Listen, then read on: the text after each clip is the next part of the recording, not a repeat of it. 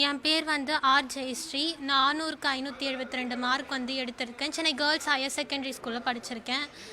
நிறைய hard work பண்ணேன். இந்த நிலைக்கு வரணும்னு நான் நினச்சேன். அதேமாரி நான் வந்துட்டேன்.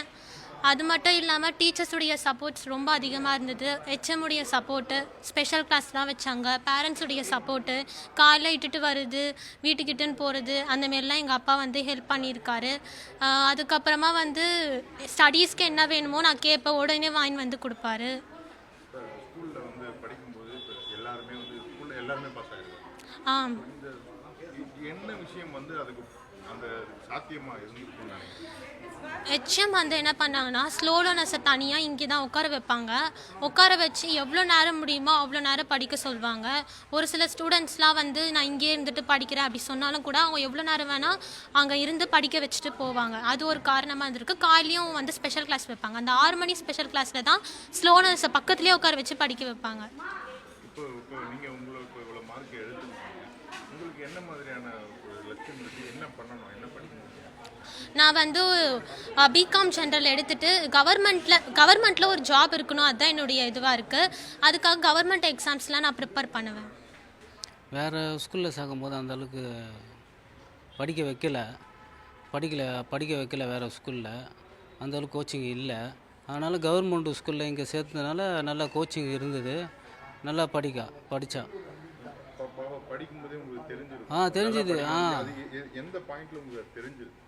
இங்கே அவங்க தான் ஹெச்எம் டீச்சருங்களாம் சேர்ந்து நல்லா படிக்க வச்சாங்க. அதனால் சொல்கிறேன் நான். இப்போ உங்களுக்கு தோணுமா, இவ்வளோ கஷ்டப்படுறாங்க, இவ்வளோ மார்க் எடுப்பாங்கன்னு நீங்கள் நினைச்சீங்க? அவள் நல்லா படிக்கிறா, அவள் எடுப்பா மார்க்கு. அதுதான்.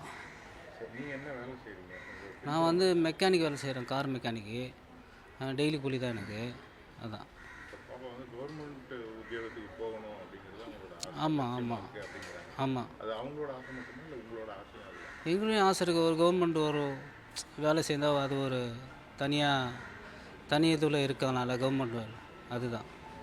ஏன் அரசு வேலை மேலே அப்படி என்ன ஒரு அப்படின்னு இல்லை, ஒரு கவர்மெண்ட்டு ஜாப் இருந்ததுன்னா கொஞ்சம் நல்லாயிருக்கும். அவங்களுக்கு லேடிஸாக இருக்காங்கல்ல, அவங்க வந்து பயன்படுத்திக்கலாம் நல்லா. அதனால் எங்களுக்கு ரொம்ப மகிழ்ச்சியாக இருக்குது சார். போன வருடமும் நாங்கள் சென்டம் ரிசல்ட்டு தான், இந்த வருடமும் தொடர்ந்து 2 வருடமாக கொடுக்கறது எங்கள் ஆசிரியர்களுக்கும் எங்களுக்கும் மிகவும் மகிழ்ச்சியாக இருக்குது. இந்த செண்டத்தை நாங்கள் அடைவதற்கு எங்களுக்கு பக்கத்துணையாக நிறைய பேர் இருக்காங்க. அதாவது முதல்ல வந்து எங்களுடைய கமிஷனர் சார் இருக்காங்க, சிஇஓ சார், ஜேசி மேடம், ஏஇஓ மேடம், அதுக்கப்புறம் இஓ மேடம்.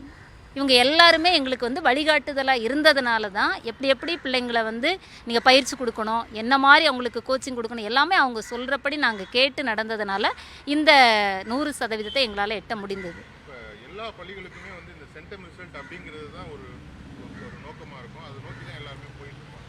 அதுக்கு ஒரு சவாலாக அமைகிறது வந்து ஸ்லோ லேர்னர்ஸ் அப்படின்னு சொல்லக்கூடிய மாணவர்கள். நீங்கள் எப்படி உங்கள் அந்த ஸ்லோ மாணவர்களையும் சேர்த்து இழுத்து ஓடிட்டு போகும், அது எப்படி உங்களால் முடியும்? அதை வந்து நாங்கள் +1லேயே அவங்கள ஐடென்டிஃபை பண்ணிடுவாங்க. இந்த பிள்ளை இப்படி தான் படிப்பா, இவளுக்கு இந்த மாதிரி கோச்சிங் கொடுத்தா தான் இவளை பாஸ் பண்ண வைக்க முடியும். நீங்கள் ஆசிரியர்கள் வந்து அதில் வந்து கரெக்டாக அவங்கள ஐடென்டிஃபை பண்ணி அவங்களுக்கு எந்த மாதிரி கோச்சிங் கொடுக்கணும். இவ்வளோ படித்தா போதும், எல்லா லெசனும் நீ படிக்க வேண்டாம், இத்தனை லெசன் படிமா, 1 மார்க்கை படி. 1 மார்க் அவங்களுக்கு தனி கோச்சிங் கொடுத்துக்கிட்டே இருப்பாங்க. அவங்களுக்கு வேறு விதமான பயிற்சியை கொடுக்கறதுனால எக்ஸாம் போகிறது வரை, காலையில் எக்ஸாம் போகும்போது கூட அந்த பிள்ளைங்களுக்கு தனி கவனம் செலுத்தி கூடவே இருந்து அவங்கள வழி நடத்துறதுனால அவங்கள பாஸ் பண்ண வைக்க முடியுது. இப்போ நம்ம கார்ப்பரேஷன் ஸ்கூலில் நம்ம இந்த அளவுக்கு நம்ம ஒரு ஒர்க்கை வந்து போடுறோம், மாணவர்களை வந்து ரொம்ப நெருங்கமாக பார்த்துக்குறோம், கவனமாக பார்த்துக்குறோம். கார்ப்பரேஷன் ஸ்கூலில் சேர்க்கலாமா வேணாமான்னு யோசிக்கக்கூடிய பேரண்ட்ஸுக்கு ஆஸ் அ டீச்சராக நீங்கள் சொல்லக்கூடிய விஷயம் என்னவா இருக்குது? கண்டிப்பாக சேர்க்கலாம். இப்போ எந்த நம்மளுடைய கார்ப்பரேஷன் ஸ்கூல் வந்து முன்னாடி மாதிரி கிடையாது. எல்லா விதத்துலையுமே ஸ்போர்ட்ஸ் எடுத்துட்டிங்கனாலும் சரி தான், மற்ற போட்டிகள், இலக்கிய போட்டி, பேச்சு போட்டி, கட்டுரை போட்டி, எந்த போட்டிகளை எடுத்துட்டிங்கனாலும் எல்லா விதத்துலேயும் முன்மாதிரியாக இருக்குது. கண்டிப்பாக அவங்க சேர்க்கலாம், எந்த சந்தேகமும் இல்லாமல் பிள்ளைங்களை வந்து தைரியமாக சேர்க்கலாம்.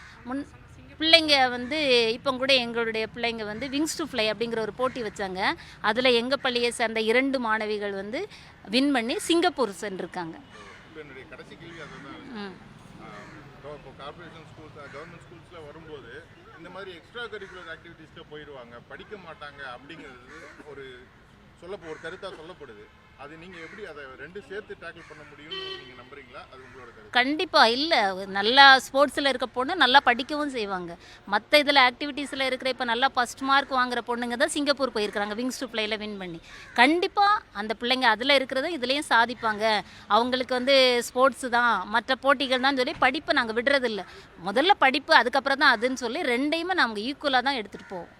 தேங்க்யூ. தேங்க்யூ.